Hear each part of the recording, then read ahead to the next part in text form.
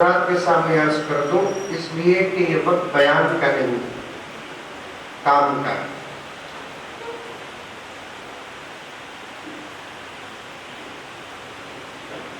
ایک غریب، دوسرا غربت، تیسرا خدمت۔ ان تین الفاظ کو اپنے ذہن پر رکھے، جو اللہ تعالیٰ مجھے دے گا ان تین الفاظ پر بات کر کے اپنی بات ختم کر دیتا ہوں۔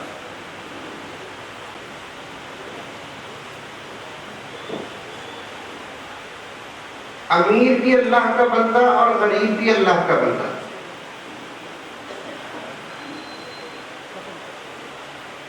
دونوں انسان،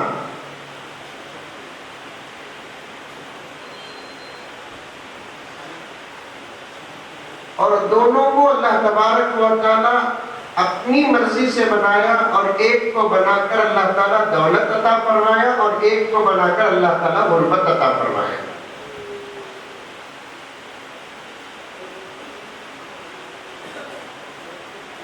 دولت اللہ کی نعمت، یہ تو سب جانتے ہیں، لیکن بہت کم لوگ یہ جانتے ہیں کہ غربت بھی اللہ کی نعمت ہے۔ ارے یہ بات سمجھ لیں، ارے بولو بھیاری، ارے کم سے کم منڈی کی کیا؟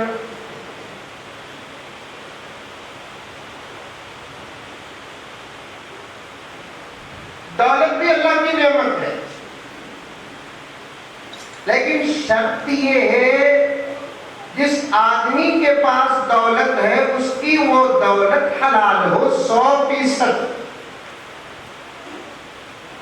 99.99% حلال ہے، اور 0.0001% اگر حرام مل جائے۔ یہ کثیر تعداد میں حضرات علماء بیٹھے ہوئے ہیں، ان کے بیچ میں میری حیثیت دانتوں کے بیچ میں زبان کی ہے، یہ سب ہمارے بڑے ہیں، میں ایک طالب علم ہوں۔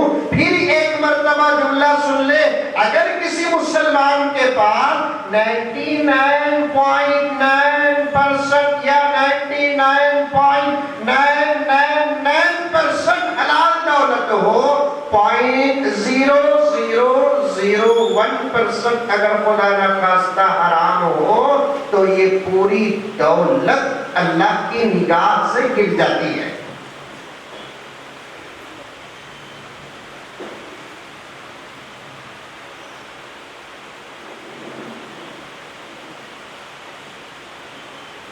دولت نعمت کب؟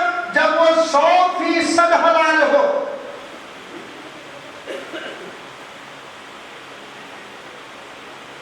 اگر حرام دولت ہو تو وہ فضیلت سے باہر نکل جاتی ہے۔ حرام دولت ہے، اس کے اوپر زکوٰۃ واجب نہیں۔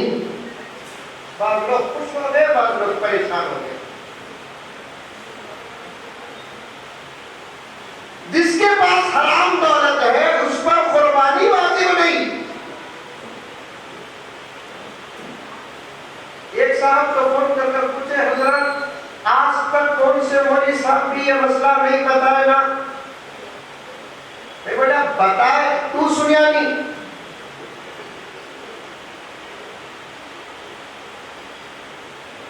علماء اپنے علم کا حق ادا کرتے ہیں، امانت ہے علماء کے پاس علم، اور علماء اس امانت میں خیانت نہیں کرتے۔ بولنے والوں کے انداز الگ ہوتے ہیں، کبھی کوئی دب کر بول دیتے ہیں مصلحتاً، کبھی کوئی کھلا کھلا بول دیتے ہیں، یہ سب الگ الگ انداز ہیں۔ ابھی بھی میں ایک بات بیچ میں عرض کرتا چلوں کہ مساجد کے ذمہ دار اگر بیٹھے ہوئے ہیں تو مجھے کہنے دیجئے کہ آپ اپنے مساجد کے علماء و خطباء کو پوری اجازت دے دیں کہ حلال حرام، جائز ناجائز، اچھا برا، کسی انسان کی صورت دیکھے بنے بیان آپ کریں۔ انشاءاللہ مولانا اللہ کی مدد کے بعد ہم پیچھے آپ کے ساتھ رہیں گے۔ پھر دیکھنا ہر مسجد کے اندر تمام بیان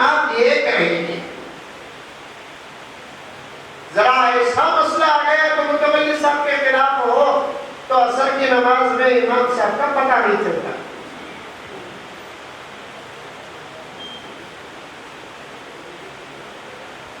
پھر بھی علماء کے لیے کہتے ہیں قرآن حدیث میں کیا ہے کہ موچ بولو مولانا.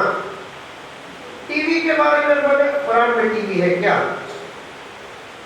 سود کے بارے میں بولے، زنا کے بارے میں بولے، حرام کے بارے میں بولے، بے حیائی کے بارے میں بولے، بے شرمی کے بارے میں بولے، آفت آ جاتی ہے. مولانا کے پاس جو علم عظیم ہے وہی میرے پاس ہے الحمدللہ. میرے پاس جو ہے وہی ان کے پاس ہے. ہمارے بڑوں کے پاس جو ہے وہ ہمارے پاس ہے. اگر ہم مدرسوں میں ہیں تو ہمارے پاس پڑھنے والوں کو ہم وہی علم دے رہے ہیں جو ہمارے بڑوں نے ہم کو دیا ہے. پھر میں تفصیل پہ جانا نہیں چاہتا. میں نے ایک تقریر میں کہا کہ جس کے پاس حرام مال ہے اس پر زکوٰۃ واجب نہیں، جس کے پاس حرام مال ہے اس کے اوپر قربانی واجب نہیں. بعض لوگ خوش ہو گئے کہ کتنا اچھا مسئلہ بولے، دیکھو مولانا ہمارے اوپر تو زکوٰۃ بھی معاف ہو گئی. بعض لوگ بولے کہ یہ کیا مسئلہ بول رہے ہیں مولانا، آج تک ہمیں کسی مولانا سے نہیں سنے. پھر مجھے دوسری جمعہ پوری تفصیل کے ساتھ بیان کرنا پڑا. حرام مال پر زکوٰۃ نہیں ہے بلکہ پورا حرام مال صدقہ کرنا واجب ہے. حرام مال پر قربانی واجب نہیں ہے بلکہ پورا حرام مال صدقہ کر دینا واجب ہے. حرام مال کسی کی ملکیت میں نہیں ہوتا. مالدار اسی کو کہتے ہیں جس کے پاس 100% حلال مال ہو. ہاں 5 وقت کی نماز میں 4 وقت کی نماز پڑھ لیتا ہے اسے نمازی کہا جا سکتا ہے. اگر کوئی آدمی زندگی میں 1 مرتبہ حج کرتا ہے اسے حاجی کہا جا سکتا ہے. اگر کوئی آدمی 30 روزوں میں سے 10-15 روزے رکھتا ہے، 10-15 روزے چھوڑ دیتا ہے، فرض کو چھوڑتا ہے، پھر بھی اس کو صائم و صائمین کہتے ہیں. اگر کسی کے چہرے میں داڑھی ہے اسے متقی کہا جا سکتا ہے. اگر کوئی ایسا آدمی مسجد کا صدر ہے جو مہینے اور سال میں 1 مرتبہ آتا ہے پھر بھی اسے صدر کہا جائے گا. لیکن کان کھول کے سن لو محبوب نگر کے مسلمانوں، اطراف و اکناف سے آئے ہوئے مسلمانوں، 100% جس کے پاس مال ہے اسی کو مالدار کہا جائے گا. 99.99% اور 0.1% اگر کسی کے پاس حرام مال داخل ہو گیا تو پھر اسے مالدار نہیں کہا جائے گا. 100% حلال مال کا ہونا ضروری ہے اور جس کے پاس 100% حلال مال ہو وہ بھی اللہ کی نعمتوں میں سے ایک نعمت ہے.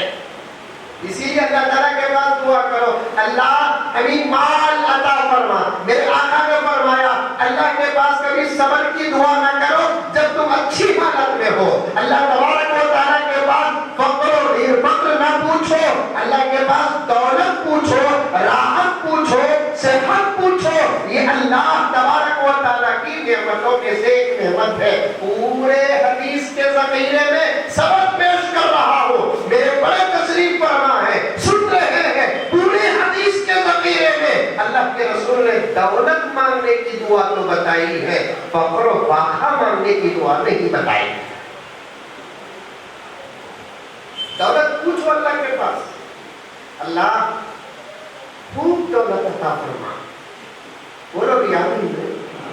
لگو کیا اللہ یہ جتنے حضرات بیٹھے ان کی دولت منجے عطا فرما. اللہ قبول کر لے.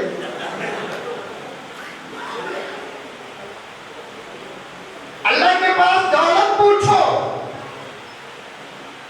مال پوچھو، رزق حلال پوچھو. اسی لیے کتنے وظیفے ایسے ہیں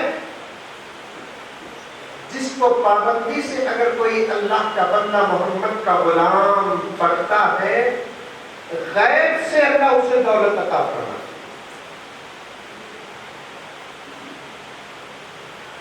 حضرات مفسرین کرام نے ارشاد فرمایا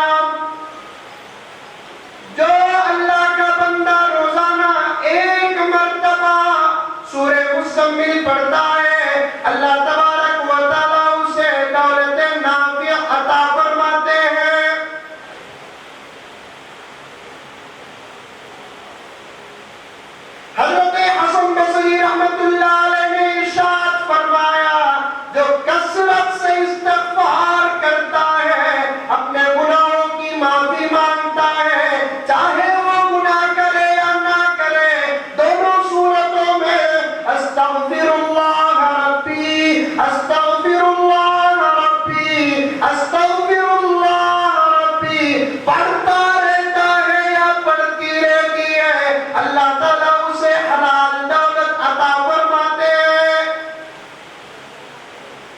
لیکن یہ سب دعائیں ہیں نا نماز کے بعد، وہ صرف وظیفہ دیے تو لوگ نماز چھوڑ کر وظیفے کے پیچھے پڑ جاتے۔ میرے والد زکریا صاحب رحمۃ اللہ علیہ ارشاد فرماتے تھے کہ تمام عبادات غذا ہے، دعائیں دوا ہے۔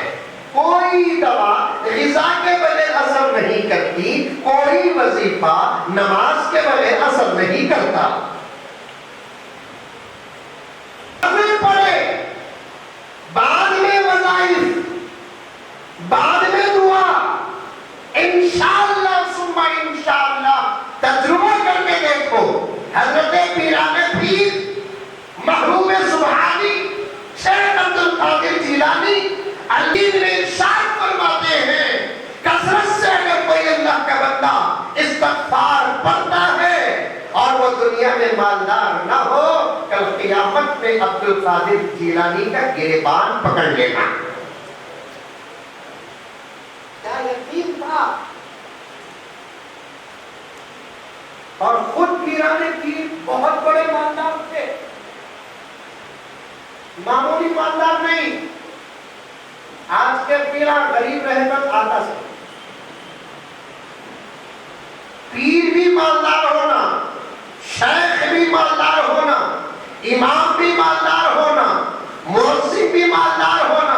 خود امام ابو حنیفہ بہت بڑے مالدار، حضرت سفیان ثوری بہت بڑے مالدار، حضرت معمون سبحانی بہت بڑے مالدار۔ اس وقت بھی ایسے اولیاء و اصفیاء و اتقیاء ہیں بہت بڑے مالدار۔ آپ دل کے اندر یہ تمنا کرو، دل میں ایک بات آ رہی ہے، شاید کے جملے سے جڑی ہوئی بات ہے، مجھے آگے آپ کے ساتھ صبر کرنا ہے، مقدمہ باندھ رہا ہوں کہ علماء بھی ہمارے مالدار رہے، بے نیاز رہے، بے پرواہ رہے، ایک اچھا گھر ان کے پاس ہو، ایک اچھی گاڑی ان کے پاس ہو، اور ایک اچھی تنخواہ ان کے پاس ہو۔